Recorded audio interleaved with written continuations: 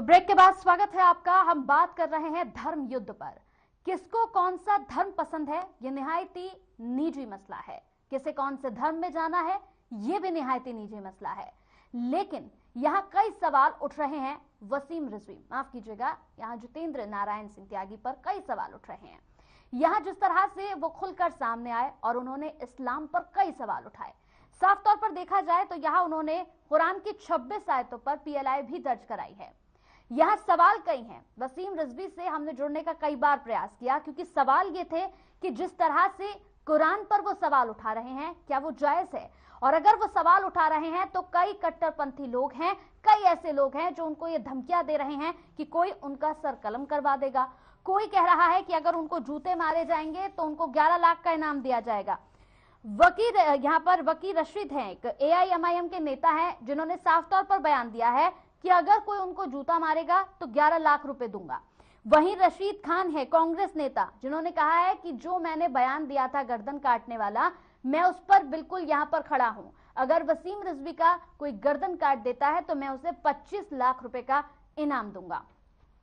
इसी पर बात करेंगे। हमारे साथ यहाँ पर मोहम्मद असगर खान जुड़े हुए हैं, साथ ही हमारे साथ यहाँ मुफ्ती सलीम अध्यक्ष जमीयतुल्लाह उलेमा गुरुग्राम से जुड़ गए हैं। दोनों से बातचीत करेंगे।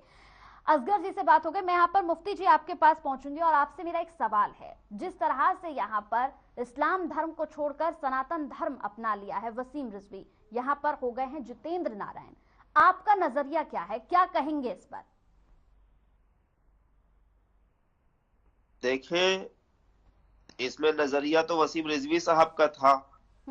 उनको इस्लाम धर्म से परेशानी होने लगी, लेकिन अफसोस की बात यह है कि जिस कुरान को पढ़ करके बहुत से लोगों ने इस्लाम को कबूल कर लिया, उस कुरान में इनको कमियां नजर आने लगी और उस कमियों को देखते हुए ये कोर्ट में भी गए ताकि कुछ आयतों को कम कर दिया जाए, लेकिन वो आयतें कम नहीं हो सकती कोर्ट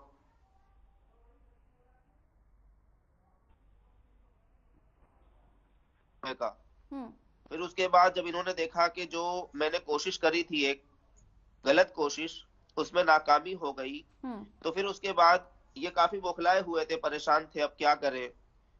क्योंकि जिस तरह से हर मजहब के अंदर एक मुकद्दस किताब होती है, चाहे वो रामायण हो, गीता हो, तो कुरान पाक भी इस्लाम के अंदर एक मुकद्दस और पाकीज़ा किताब है।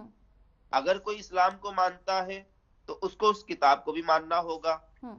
लेकिन इनकी एक बहुत गलत हरकत ये थी कि ये अधूरी बातें लेकर के बैठते थे। कोई भी आयत है उसका पीछे का भी जो उसका जोड़ है उसको भी हटा दिया, आगे से भी हटा दिया, और अधूरी बातें पेश करके कि हाँ भाई इसके अंदर तो ये गलत बातें बयान की गई, और उसी गलती को इन्होंने इस तरह से साबित किया कि कुरान ही गलत है। फिर उसके बाद उन्होंने इस्लाम छोड़ करके हिंदू धर्म इख्तियार किया। तो कोई बात नहीं, उनका अपना नजरिया है, इसमें इख्तिलाफ की क्या बात है। उनको अच्छा नहीं लगा इस्लाम में रहना, उन्होंने हिंदू धर्म इख्तियार किया तो इख्तियार कर लिया।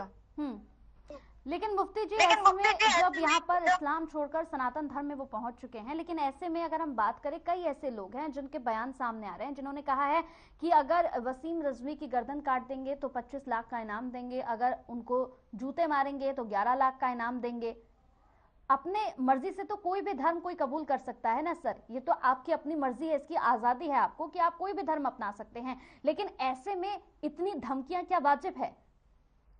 देखें, ये दुनिया है, इस दुनिया में हर किस्म के लोग रहते हैं और हर किसी को बोलने का और कहने का एक जायज दर्जे तक इख्तियार भी है। तो जिन लोगों ने ये बातें रखी है, उन्होंने किस नजरिए से रखी है, किस एतबार से रखी है, इसका जवाब तो वही दे पाएंगे। वो क्यों गर्दनें कटवा रहे हैं और क्यों जूते लगवा रहे हैं कि इस्लाम का, हिंदू धर्म का अकीदे का ताल्लुक अल्लाह से, ईश्वर से, खुदा से होता है।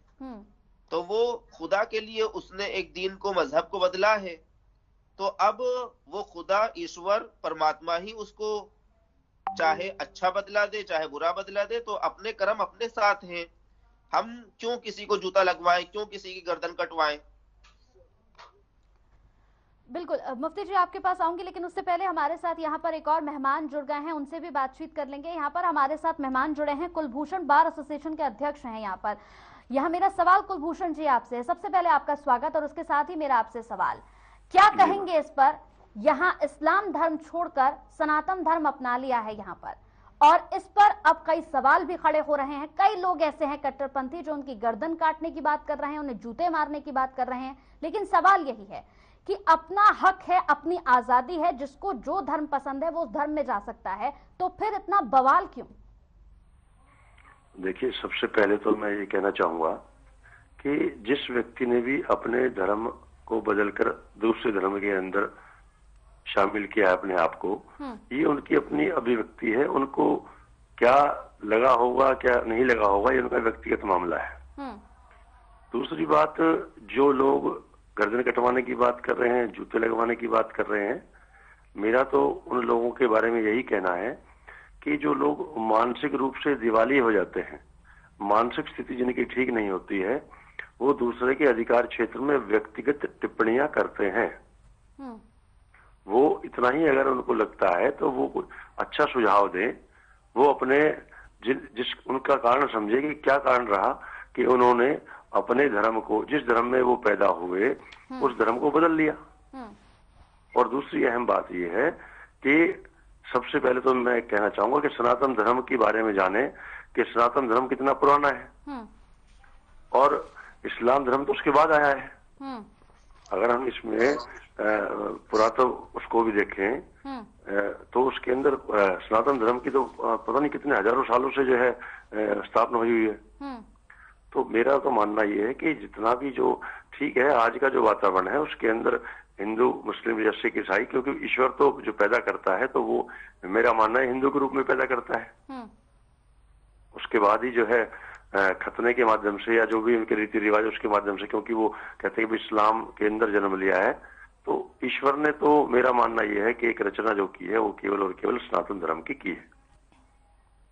बाकी व्यक्ति का अपना विशेष उसका अपनी अभिव्यक्ति है कि वो किस धर्म में रहना चाहता है या किस धर्म में जाना चाहता है, उसको क्या कारण रहे होंगे, इस विषय पर तो मैं ज्यादा नहीं कह सकता।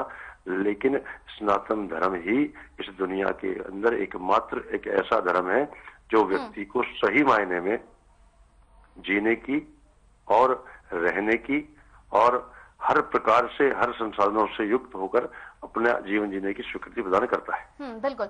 चलिए असगर जी आपके पास आऊंगी। यहाँ पर पूरी जिंदगी जिस तरह से जिस धर्म को माना, जिस धर्म को जिया, उस धर्म को रिजवी जी ने, माफ कीजिएगा त्यागी जी ने यहाँ खारिज कर दिया। यहाँ पर उन्होंने कहा कि कुरान एक फर्जी अल्लाह की किताब है।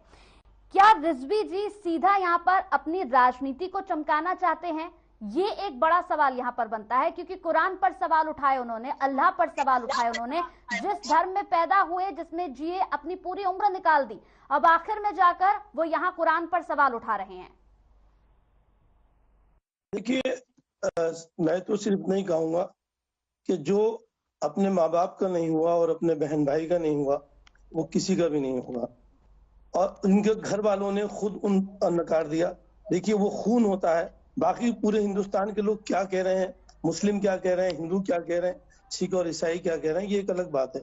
लेकिन बड़ी बात ये है कि उनके घर वालों ने आकर चैनल पे उनको नकार दिया कि ये हमारा खून नहीं है, ये हमारा भाई नहीं है, ये हमारा रिश्तेदार नहीं है। तो जो अपने माँ बाप और बहन भाई का नहीं है, वो इस दुनिया में किसी का क्या होगा। जहां तक सवाल वो बार बार मैंने उनका इंटरव्यू सुना भी है, वो बार बार कहते हैं जी मुझे इस धर्म से निकाल दिया। वो बिल्कुल कम अकली की बात है। मुझे तो ऐसा लगता है कि इनका इलाज होना चाहिए किसी अच्छे हॉस्पिटल में दिमाग का। सचमुच का ये इंसान पागल हो गया है। कोई किसी को किसी के धर्म से निकाल ही नहीं सकता। कैसे निकाल सकते हैं कोई? अरे भाई, हम किसी ने अपनी राय दे दी कि भाई तुम इस धर्म से खारिज हो गए।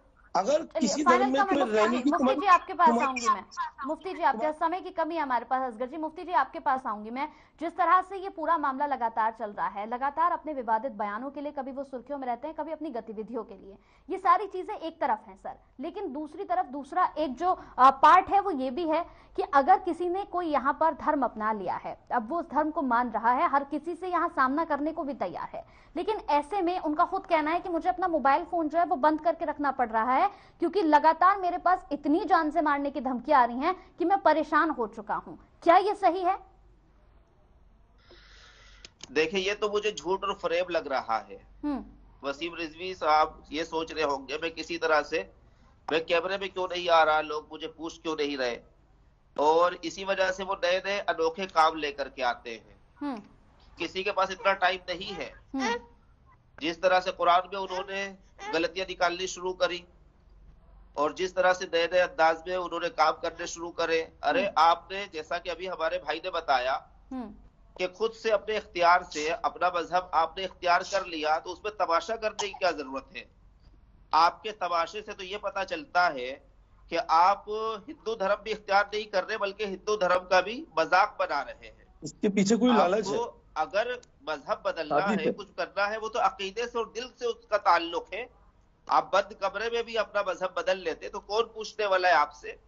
लेकिन आप मजहब नहीं बदल रहे, आप तो तमाशा कर रहे हैं, लोगों को बता रहे हैं ताकि मैं कैमरे में आऊं, लोग जाने, ताकि कोई तो गर्दन काटने की बात कहे, कोई जूते मारने की बात कहे। तो गर्दन काटने की बातें कहलवाने वाले, कहने वाला दोषी नहीं है, बल्कि वसीम रिजवी खुद दूसरों को इस बात पर उकसा रहे हैं कि तुम मेरे बारे में कुछ बोलो, कुछ करो, मेरे बारे में डिबेट हो, मेरे बारे में प्रोग्राम हो। ये सारा तमाशा जो हो रहा है, इसके पीछे पूरा वसीम रिजवी गुनहगार है, ना कि कोई दूसरा आदमी। तो अकीदा अपना अगर बदलना है तो आदमी अपने दिल से बदल ले, बात खत्म हो गई। उसका तमाशा ना बनाए, वरना दूसरे मजहब का मजाक बनाना है। ये हिंदू धर्म का भी मजाक बना रहे हैं। इस्लाम जो छोड़ा वो तो अलग बात है, उसको छोड़िए, लेकिन हिंदू धर्म का भी मजाक बना के रख दिया उन्होंने। कभी कोई से पूजा कर रहे हैं, कभी कुछ कर रहे हैं, कभी कोई सा रुमाल डाल रहे हैं अपने ऊपर। ये सब क्या है? हिंदू हमारे बहुत से उठना बैठना सारा हमारा हिंदू भाइयों के साथ है, कोई तो इस तरह नहीं करता। क्या अनोखे हिंदू बन के वो आ गए समाज के अंदर, मुआशरे के अंदर, जमाने भर के अंदर?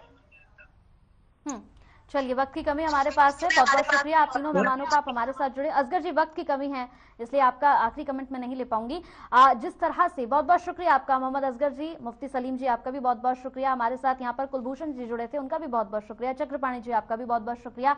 आप इस डिबेट में जुड़े, आपने बातचीत की। यहाँ सबसे बड़ी बात यही है कि अपना धर्म कोई भी बदल सकता है, कोई भी किसी भी धर्म में जा सकता है, आपको इसकी आजादी है, लेकिन इस पर इतना बवाल क्यों मच रहा है? ये यहाँ सवाल एक मैं छोड़कर जा रही हूं कि यहाँ सब अपना जीवन यापन कर सकते हैं जैसे उसका मन हो। जिस तरह से इस्लाम धर्म में उनके साथ दुर्व्यवहार हुआ, उनके सर कलम करने की बात कही जाती थी, वसीम रिजवी ने सनातन धर्म अपनाकर ये जाहिर कर दिया कि हर किसी को अपने हिसाब से भारत में रहने की आजादी है। इसमें खास बात यह है कि इन्हें किसी ने कोई लालच नहीं दिया, इन पर कोई दबाव नहीं था, किसी ने जबरदस्ती इनका धर्म परिवर्तन नहीं कराया। उन्होंने खुद हिंदू धर्म को अपनाया है।